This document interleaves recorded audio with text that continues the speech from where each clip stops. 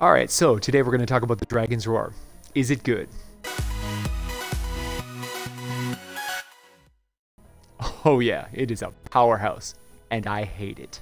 It's a really neat looking weapon. They, as with all the Chinese New Year stuff, has a very specific thematic that you either like or don't like. I don't mind it. I'm not a big fan of red and green and yellow mixed together, but it's still a pretty cool looking gun. Anyway, moving on to what makes this gun special. Yeah, it's just a really top tier gun, and the thing that really makes this one stand out from the crowd is the piercing. So basically, this is an assault weapon, semi-automatic, a rifle with modest rate of fire, and capacity that penetrates numerous enemies and sets them on fire. Fire damage is effective against nature enemies, but weak against water. So basically, what this is saying is this gun shoots right through everything. So if you have like a trap tunnel with a line of enemies, you just go pop, pop, pop, pop, pop. You're just going to shoot right through all that stuff and kill everything. It's the only assault rifle of its kind, which is super cool, man. Super cool. Without a doubt, one of the top tier weapons in the game. Now, this weapon is not without its problems. This is not a universally good, universally useful weapon. Even though it has some huge advantages, it also comes completely stocked with some mega disadvantages. The main one being that this is a fire weapon and there's nothing you can do about it. All of the Chinese New Year weapons are fire, and they stay fire. That's it. So this gun is only ever going to be good at killing nature enemies, the yellow ones. So if you need to kill yellow enemies, this is your guy. He can shoot right through multiple targets, killing like all kinds of stuff. There is one other thing that you need to take note of though, and it is the main reason that I myself do not use this gun and will never ever use this gun as a main weapon, and that is the semi-automatic. I don't use semi-automatic weapons. Quite frankly, I just couldn't be bothered. I don't like this style of play. I don't like clicking. I don't like pulling that trigger repeatedly for every single shot. It tires out my hand. It just feels bad. I'm not a big fan. Given though this one is only a 4.5 rate of fire, so even as far as semi-automatic weapons go, this is not that bad. Not that bad when you consider this compared to like a hunter killer, which fires 8 rate of fire, and this one's only 4.5. The trigger pull is not too shabby. Anything that's like under 6, under 5 is, you know, is manageable. You can hit that trigger about as fast as you can hit that trigger, and you can keep up with the gun's rate of fire without hurting yourself. So keep in mind though, if you are a PC player, you're not going to have this problem. PC players don't have the same clicking issues that the trigger pullers do on a controller. If you're on a PC, you can just, you know, slam that button like crazy. You know, no problem at all.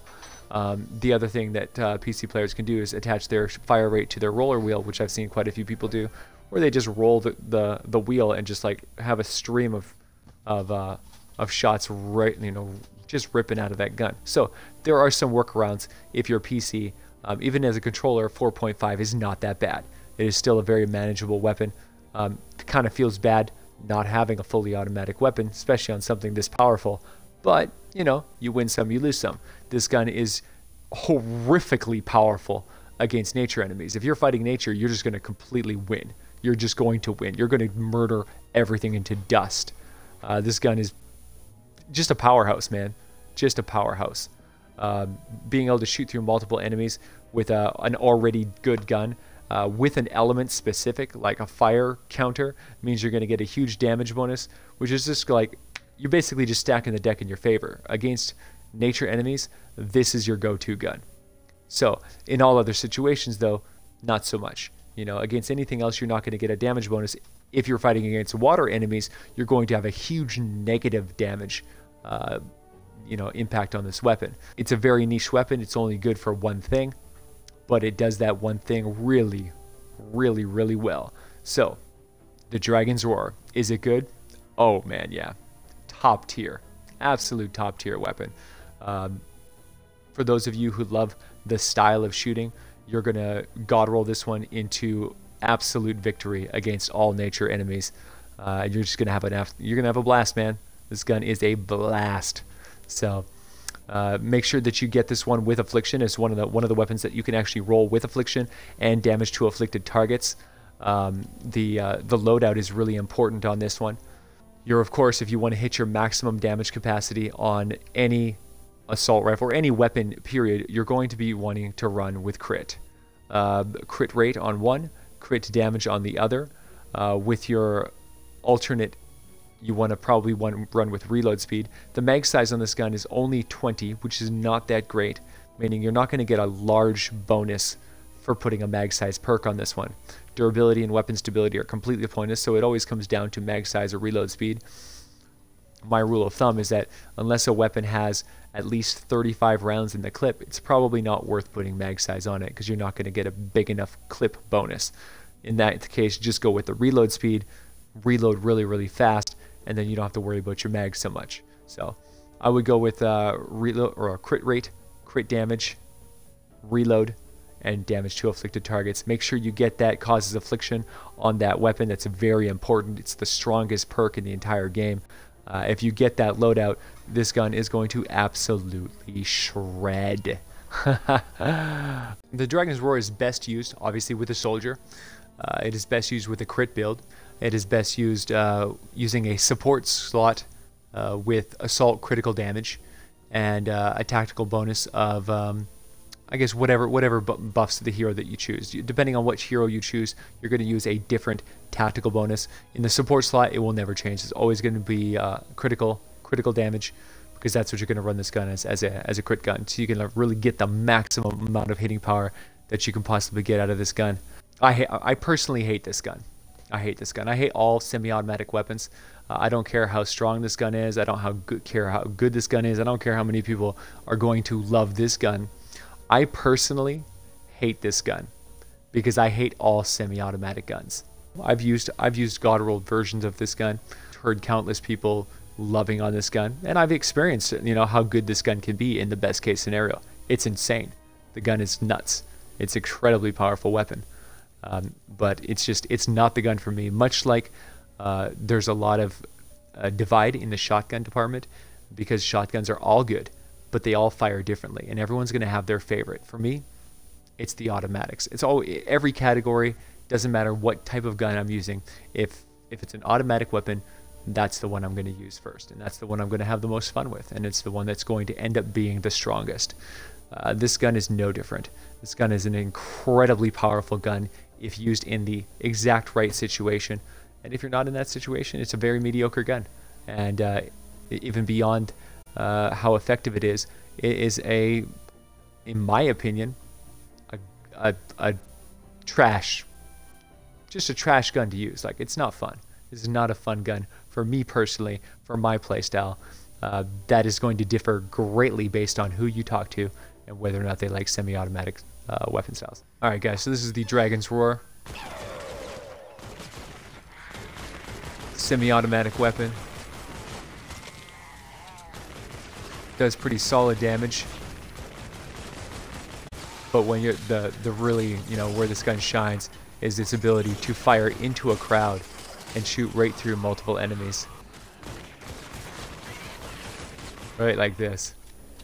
When you can line up your enemies into a line and just completely mow down all the enemies at once, the piercing damage from this gun just makes this gun absolutely ridiculous. Like, this gun is crazy.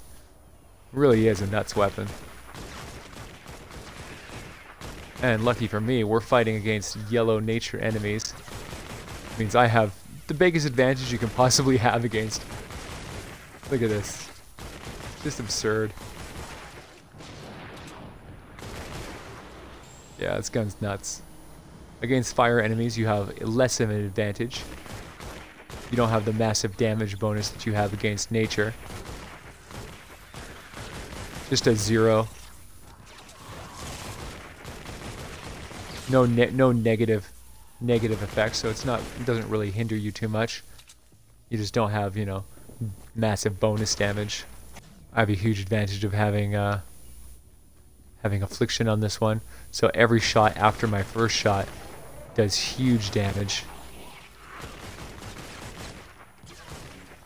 And because I have affliction, it'll clean up the targets that survive with just a little bit of health. You'll notice I always double tap at least with this gun, just because I know I'm activating that affliction damage, getting that big burst. This gun has a solid optimal range, so it's effective all the way up to 4,000 range, just like a pain train or a hemlock. So it's right on par with the other mid-range weapons. See, now the water enemies is where you're going to do significantly less damage. That's where you have a massive negative damage bonus. Because I'm using fire, it doesn't do, does huge negative damage to water enemies, making my job much harder. See? Just tickles, but in comparison. Takes so many more shots to take them down. Definitely not the gun you want to be using against water enemies. As you can see, this gun feels pretty good against nature enemies, but if you're fighting against anything that's not nature, fire, if you're fighting against fire enemies, you lose all those really nice damage bonuses. If you're fighting against water, it's much worse. Nature is really the only situation where you actually want to use this weapon. In all other situations, it's going to feel like a pretty lacking weapon. The damage is just not going to be there. It's not going to hit hard enough to have that impactful feel. You want a weapon to feel powerful. And against nature enemies, this gun gives you exactly that feeling. But when you're not fighting against nature, this gun is it's a struggle. Fire weapons are just not, they don't cut it against water enemies. There they come. Looks like we got fire enemies. So the Dragon's Roar is not going to be the ideal weapon for this situation. The damage is going to feel decent, but ultimately not incredible. So where the enemies start bunching up, I start to have a little bit of an advantage on them, because I can hit multiple enemies at once. Firing into a crowd is definitely where this gun shines. One-on-one targets is not this gun's strong suit at all. And I'm down. Ooh, so, as you can see, this gun is just a very mediocre gun when you're not fighting the right counter. When you're not in the right situation, where you're not able to fire through multiple enemies, when you're not able to fire at a nature enemy most importantly. This gun is made for fighting nature enemies. Against all the other enemies, is just an average gun. This gun only really shines when you're fully realizing the damage potential of the fire. That's the downside of being stuck to an element. Will always be the problem with being stuck to an element, is that energies is better, right? It's better to do medium damage against everything than really high damage to one thing, because most of the time you're not going to be fighting that one thing. This will be a good gun that'll sit on the sidelines until you end up coming against those nature husks, and once you do fight those nature husks, this gun's going to shred really hard. So in that one circumstance, it's going to be really good. But generally speaking, most people are going to find their favorite gun, and they're going to use that one gun. And that's why energy is really good, because you can use that one gun all the time and it always feels good. It's always strong. Alright, so that's the Dragon's Roar. It's a strong gun, but if you're not fighting against nature enemies, it's complete trash. It just doesn't cut it. It's not strong enough. Just doesn't have the power to get it done. Alright guys, hope you liked this review. If you did, like and subscribe, leave a thumbs up, and leave a comment down below if there's any other reviews that you'd like me to cover. Alright guys, catch you later. So if you like this video, come check us out on Twitch. We Twitch stream 15 to 24 hours a day, 7 days a week, every single morning starting at 9 a.m. We'd really appreciate the support. We're working really hard to grow the Twitch channel, so come and check us out. Come help us grow and be part of TeamVASH. Thanks guys.